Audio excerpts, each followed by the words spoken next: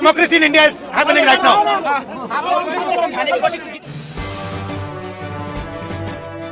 মসনদ যে কোনো মুহূর্তে চূড়ান্তভাবে ভেঙে চুরমার হয়ে যেতে পারে, তাসের ঘরের মতো উড়ে যেতে পারে। আসসালামু আলাইকুম সম্মানিত দর্শক, শুরুতে ভিডিও টাইটেল এবং থাম্বনেল দেখে বুঝতে পেরেছেন ভিডিওটা কতটা গুরুত্বপূর্ণ হতে যাচ্ছে। তাই দর্শক, আমরা কথা না বাড়িয়ে সরাসরি ভিডিওতে চলে যাব।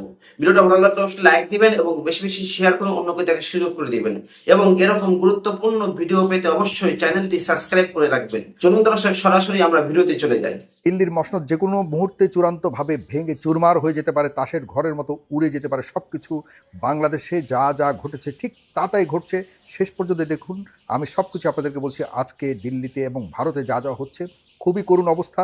আমার ভিডিওটি শেষ পর্যন্ত দেখতে হবে। আজকে মঙ্গলবার 21 জুলাই 2026। আমি আপনাদেরকে যে ভিডিওটি প্রথম দেখাতে চাচ্ছি, ছোট্ট 2 সেকেন্ডের ভিডিও, সেটি আগে দেখুন, এরপর আমি আমার বক্তব্যটা শোনাচ্ছি।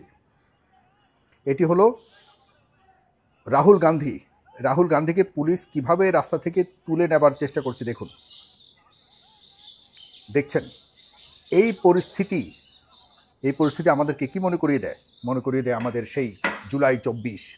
আপনাদেরকে কিছু রিমাইন্ডার দিচ্ছি, কিছু বিষয়কে স্মরণ করে দিচ্ছি। এখন কি মাস চলছে? জুলাইয়ের কয় তারিখ? 21 তারিখ। দিল্লিতে বা ভারতে কোন মাস চলছে? জুলাই চলছে। কোন দিন চলছে? জুলাইয়ের 21 তারিখ চলছে। দেখুন টাইমিংটা দেখুন।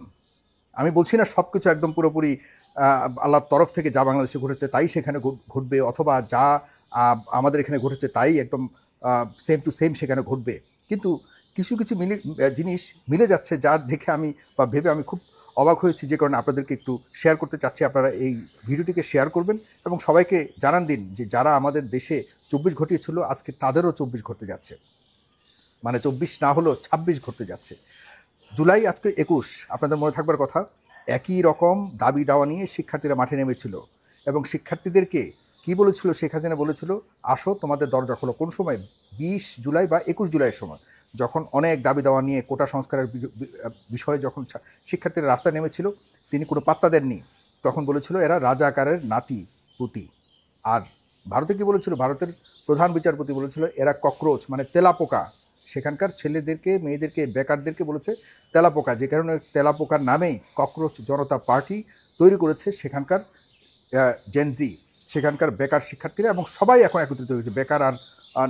বেকার না এরকম কোনো ব্যবধান নাই। এখন সকল ইয়াং যুব শ্রেণী যারা রয়েছে সবাই ঐক্যমতের ভিত্তিতে হাজার হাজার লাখ লাখ শিক্ষার্থীরা এখন এক হয়ে এই ককরোচ জনতা পার্টির নেতৃত্বে এখন আন্দোলন চলছে। শেখ হাসিনা কি বলেছিল যে তোমরা যখন আমাদের দাবি দাওয়া নিয়ে শিক্ষার্থীরা মাঠে ছিল, ঢাকার রাস্তায় অনেক উত্তাল আন্দোলন করেছিল, তখন শেষ পর্যন্ত এসে 20-21 তারিখের দিকে শেখ হাসিনা বলেছিল যে আসো তোমাদের জন্য আমার দরজা খোলা, আলোচনার জন্য আসো। আজকে নরেন্দ্র মোদী এই শিক্ষার্থীদেরকে বলেছে আসো আলোচনার জন্য, দরজা খোলা, তোমাদের যে দাবি দাওয়া, তোমাদের যে নিট পরীক্ষা পত্র ফাঁস হয়েছিল সে নিয়ে আমরা কথা বলবো, আমি রাজি, তোমরা আসো। কি করেছে আজকে? তারা সেটিকে নাকচ করেছে যে না, আমরা আর এটি থাকতে চাই না। এবার কে এসছে?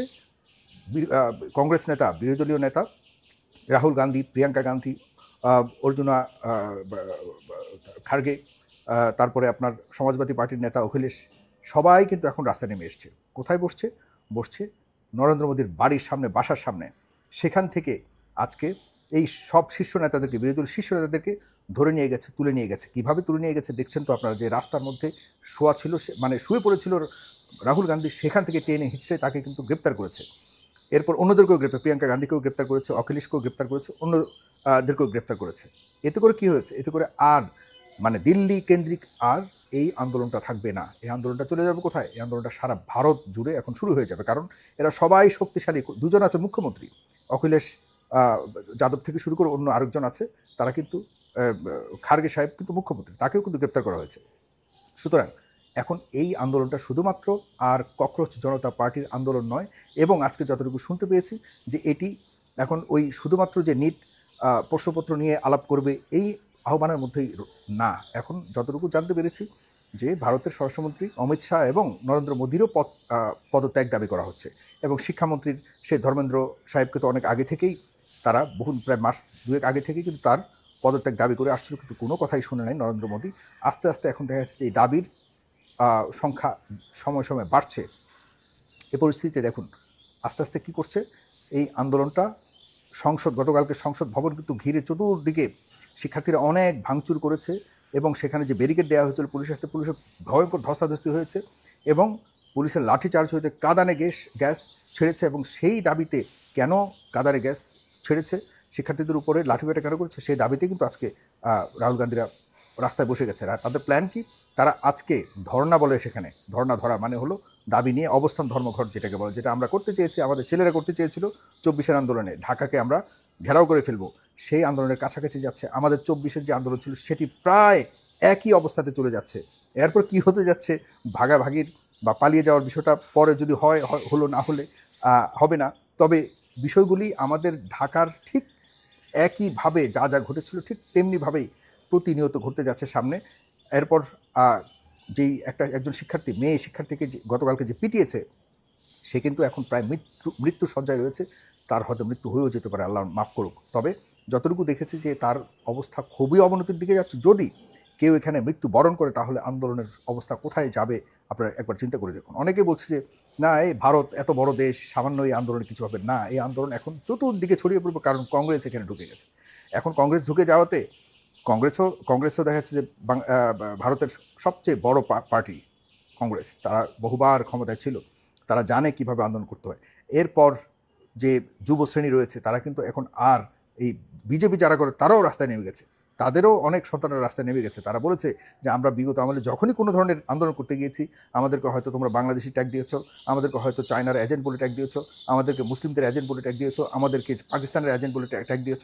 এখন আমরা আর এসব মানতে চাই না, আমরা এগুলি তোয়াক্কা করি না, আমরা মাঠে নেমেছি, আমাদের দাবি দাওয়া আমরা আদায় করেই ছাড়ব।